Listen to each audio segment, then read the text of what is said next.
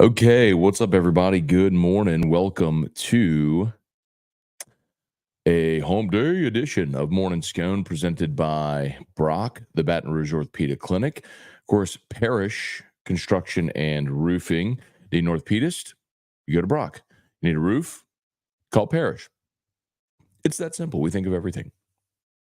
And of course, Restored Motions and restoredmotions.com. Okay, y'all. LSU beats Georgia to open up the SEC tournament 9-1, all around emphatic win. Gage jump was awesome. 7 innings pitched, 7 strikeouts, 1 walk, just 1 run on only 4 hits. He was threatened in the second, bear down with 2 on after having given up a run, got a foul out and a strikeout to get out of it. And then he really became economical with his pitches after that.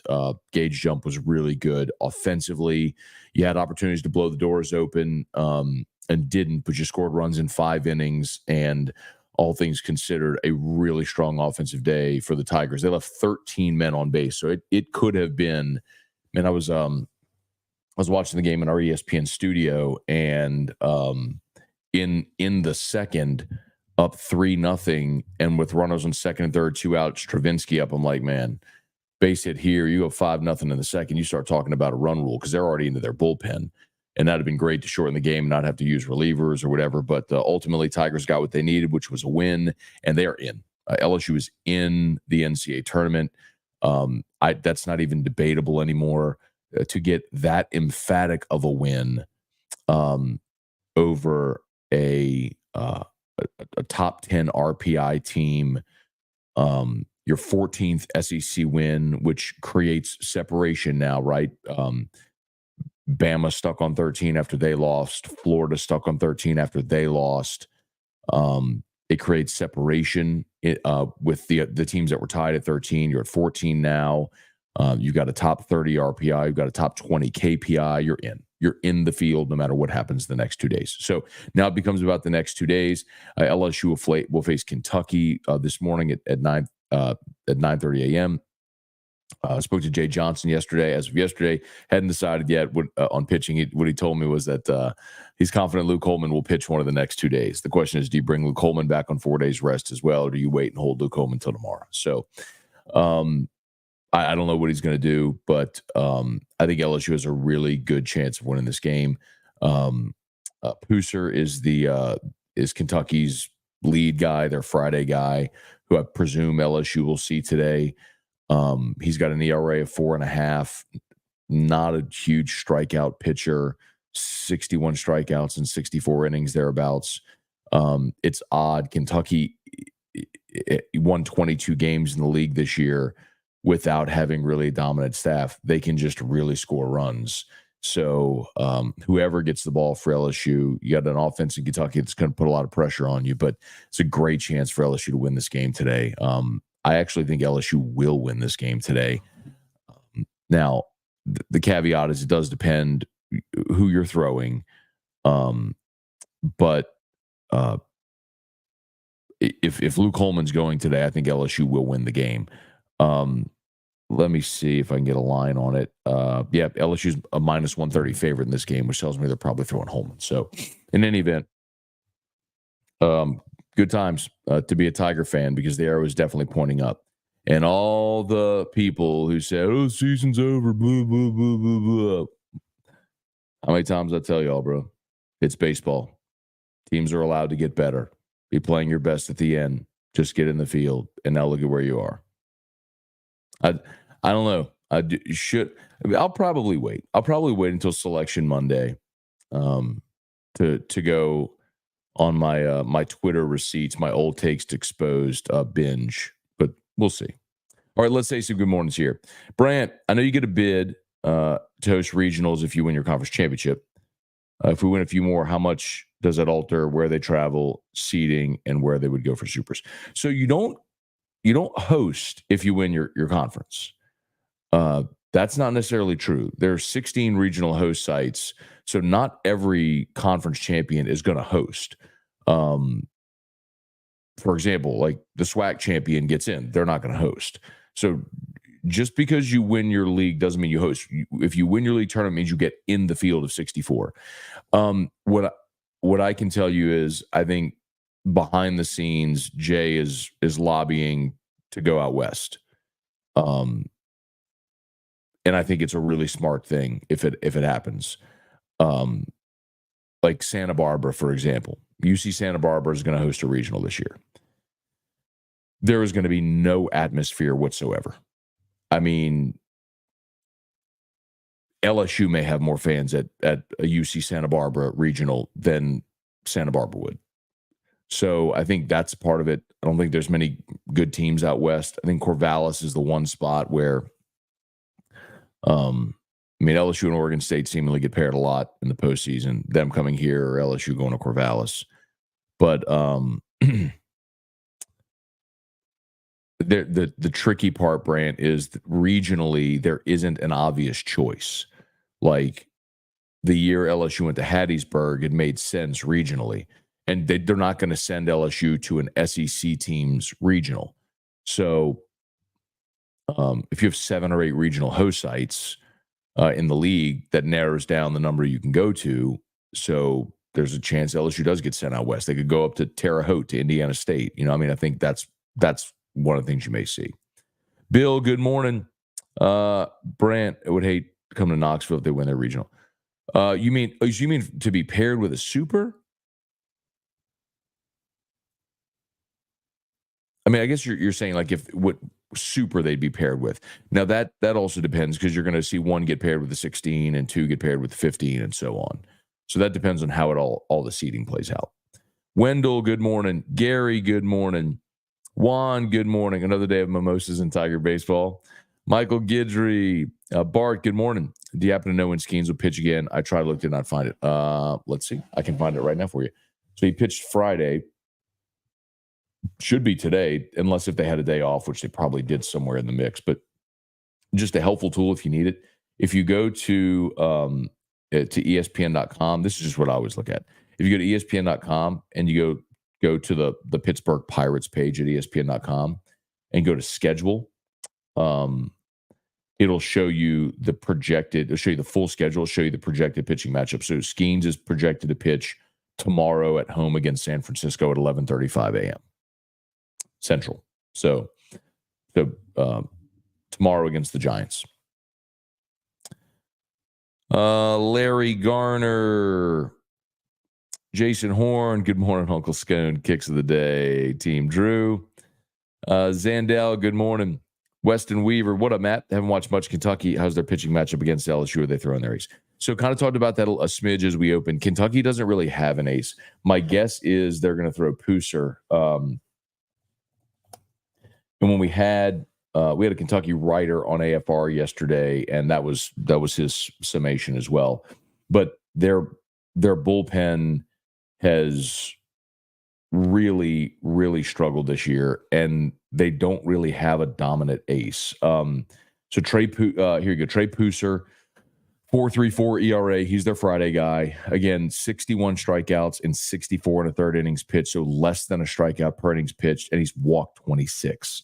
So in being that he's made 9 starts, 15 outings, he's only gone 64 innings. He doesn't typically extend deep into games. Mason Moore is a guy who pitched against LSU last year in the Super Regional. His ERA is 5.01, and then Dominic Neiman is got an ERA of 5.70. Those are your 3. Those are Kentucky's 3 starters. But again, Trey Pooser has been the guy that's kind of been their Friday guy here of late. So that's who I would expect LSU is going to see. He's a big righty. Doesn't throw particularly hard. Batting average against is 218. Again, that's the guy I think you're going to see today.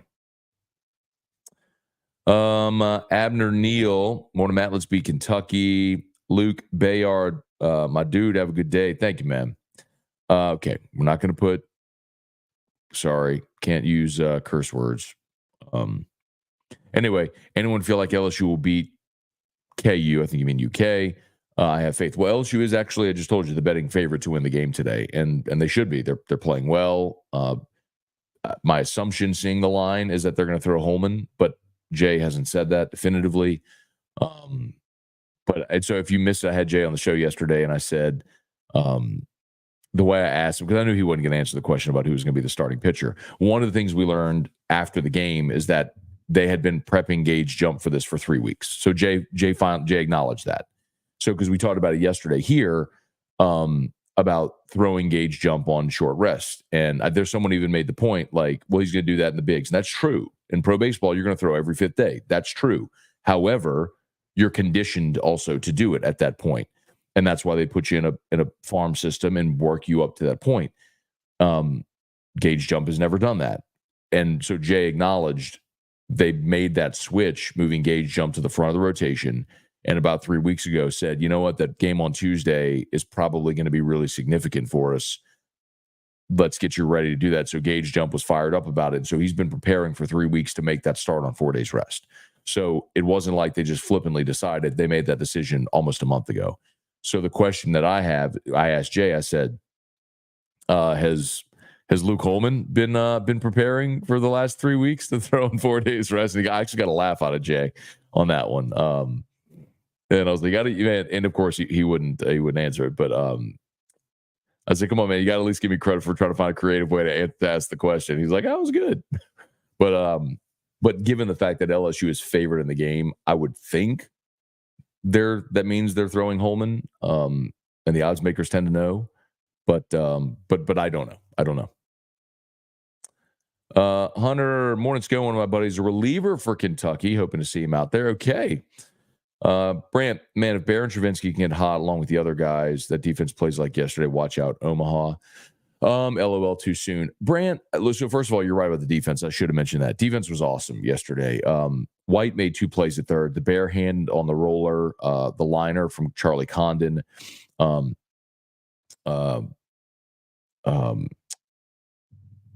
Ashton Larson made a play in the 6th, banging up against the wall. Now, he also allowed a double over his head where he completely lost the ball in the sky.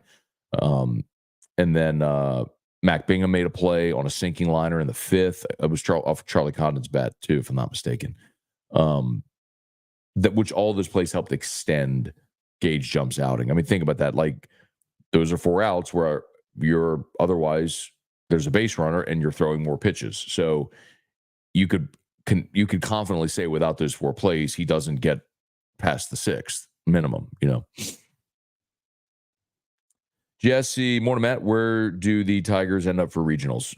Don't know, but again, what I will say is my understanding is Jay's kind of lobbying to go out west. I don't know if he'll get his wish, but what I will also tell you is, I'll continue to tell you this, LSU has a sympathetic figure at the head of the committee, which is J.R. Teagues. J.R. Teagues from Southeastern is the chairman of the selection committee, and Jay Johnson hired J.R. Teagues' son on LSU staff, on the sports staff. So getting in the field, you have a sympathetic figure in that room, and I'm told there's actually 2 that are heavily sympathetic toward LSU on the committee, and the head of the committee's son is on LSU staff. So, we'll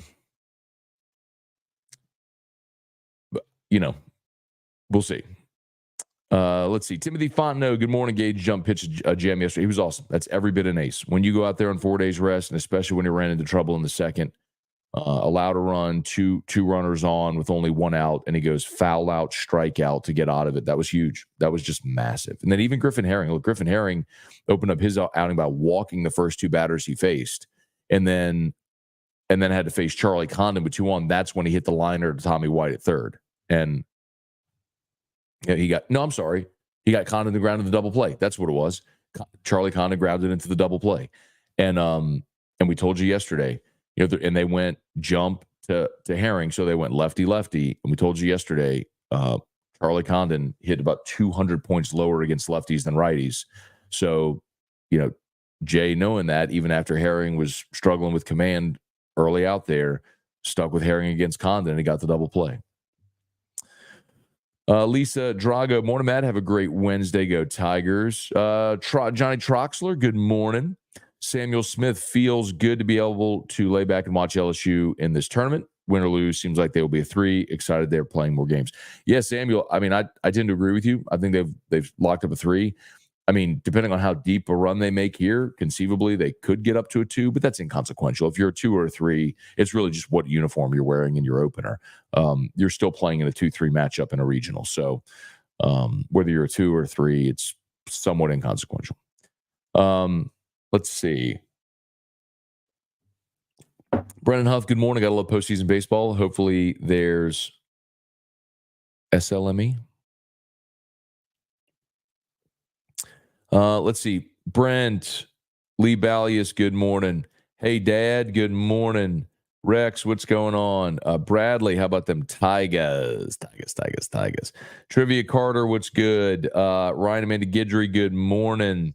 Hey, y'all, hang on 1 second. I need to go stop Drew's backpack.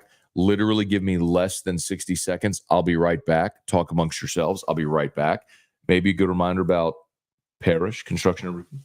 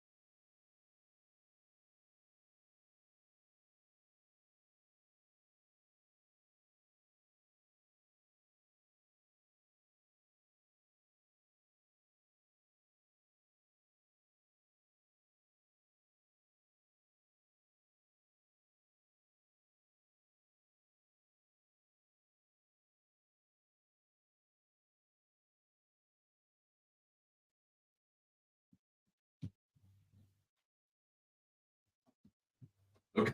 I feel like that might have been a little more than 60 seconds. My apologies. Pretty close. Okay. As always, shout out to Brock, Baton Rouge Orthopedic Clinic. If you need an orthopedist, go to Brock. They're the best. Locations all over Greater Baton Rouge. And, of course, Parish Construction and Roofing, parishbuilt.com, parishbuilt.com. If you have roof issues, roof repairs, replacements, commercial, residential, we do it all. Thank you so much to everybody who's gone to the website, who's filled out the form, allowed us the opportunity to come give you a free, no obligation roofing inspection. Those who have liked our Facebook, Instagram, Twitter pages, so grateful. We're less than 2 weeks from our formal launch. 2 weeks in from our formal launch, and we're rolling, and we appreciate it so much. Okay, let's see. I got about 5 more minutes. Where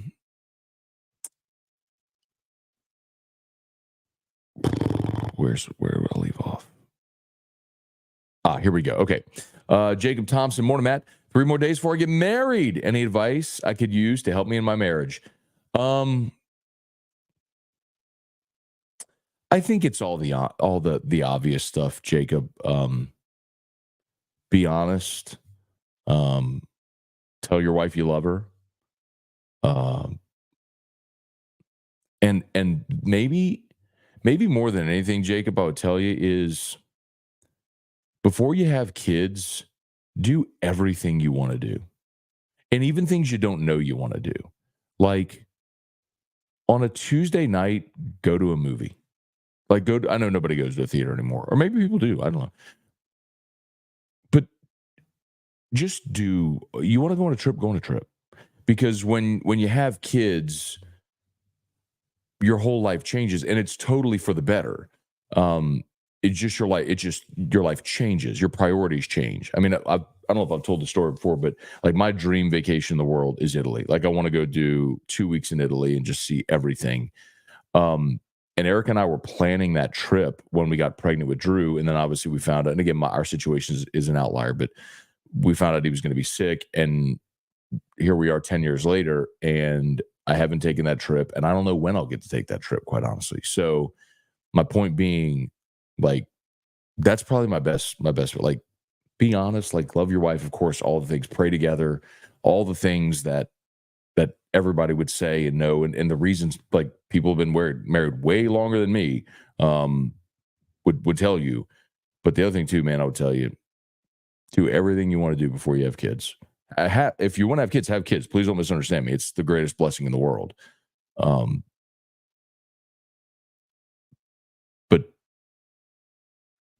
I hope that helps. I don't know. And if anybody else has advice for Jacob, y'all drop some in there. But congrats to you, Jacob. Deborah, good morning. Great game yesterday. So fun seeing them dismantle Georgia. Needed it too. Rex, let's see. West was poor sport level salty. Didn't know that. I didn't notice that. Joey B19, this LSU team looks good, ready to make a run. They do look locked in. Patrick punched our ticket. Let's get more and beat Kentucky. Jamie Leday, good morning. Zachary Hardy, must say Braswell has been doing well in the leadoff spot. Braswell, Jay said coming out of fall that Braswell was maybe their best bat in fall. And he, at the start of this season, had some ups and downs, but in conference play, he's been your most consistent hitter outside of Tommy White in conference play. And a 3-hit day yesterday, which was fantastic. You've been looking for a table setter at the top of the lineup, and if he really settles into that role, that's great. That you'll have people on, like, you'll have runners on base for your run producers. Anyway,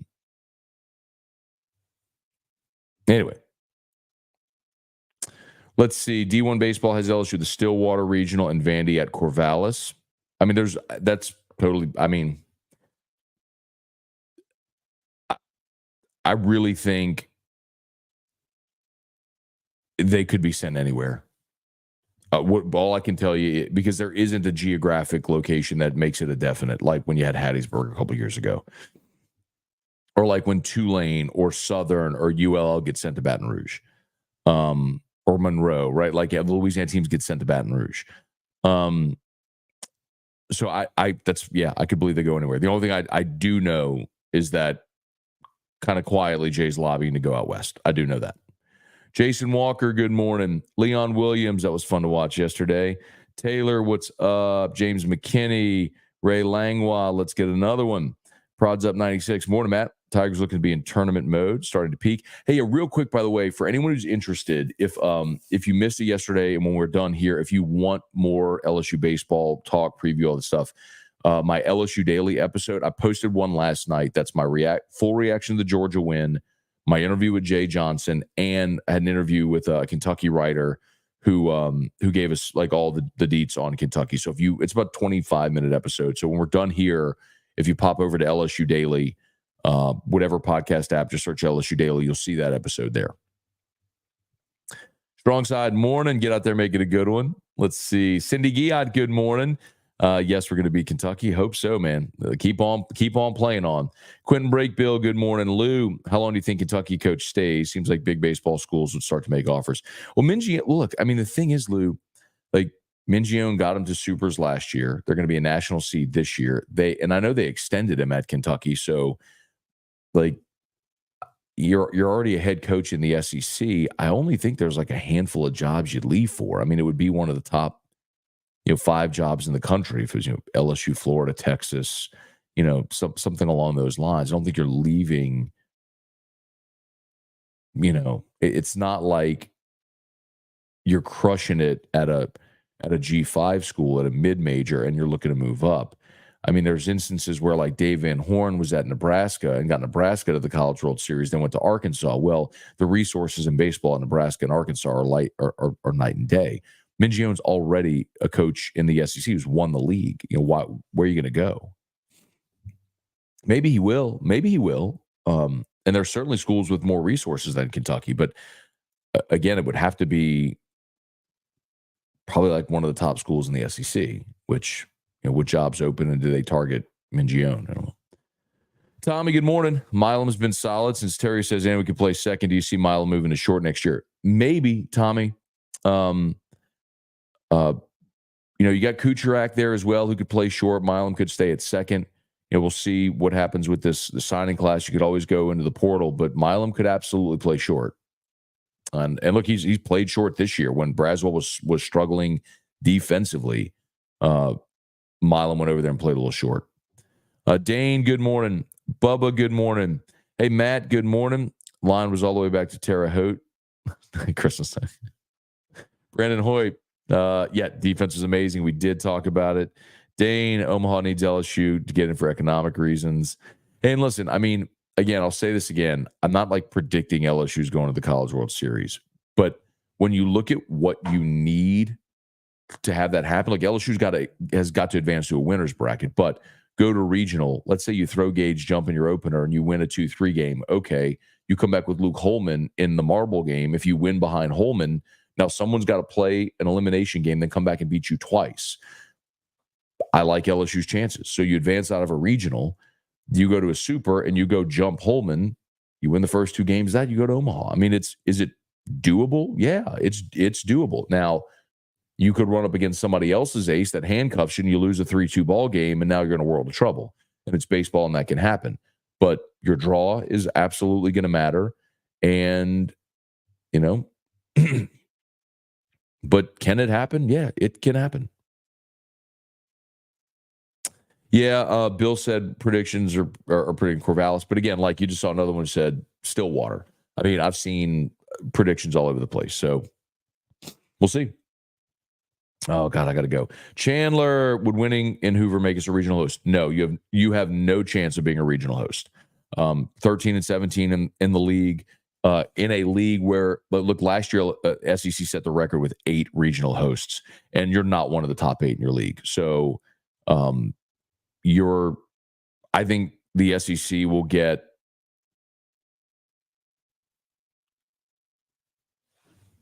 I think the SEC will get 6 for sure. I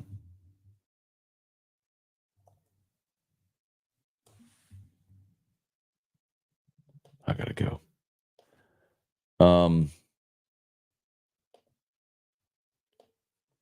So running through it, Tennessee, Kentucky, Georgia are all hosting. Arkansas, A&M, Mississippi State. Those 6 are hosting for sure. And Tennessee, Kentucky, Arkansas, A&M will be national seeds. So you're gonna have 6 host sites, 4 national seeds. There's, even if you win this tournament, you're not hosting, and that's okay. Like, you don't deserve it. So,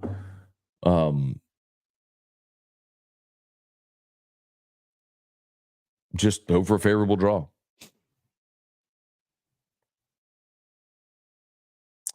All right. Oh, I got to get going. Okay. Forgive me if I missed you. Please smash the like button if you're on YouTube. Subscribe up to the channel, Facebook, like the Matt Moscona page, share the post. We appreciate y'all as always for being there with us. Shout out to Brock, been a great supporter of Morning Scone forever. Of course, remember the Hammond office. So if you're there in Tangipahoa, go see Brock over in Hammond. Of course, Parrish Construction and Roofing. We'd love to give you that free, no obligation roofing inspection. Go to parishbuilt.com. That's parishbuilt.com. Okay. Y'all have an awesome day. LSU Daily's already live. We'll see you for AFR 3 as a post-game show for LSU Kentucky. We'll see you then.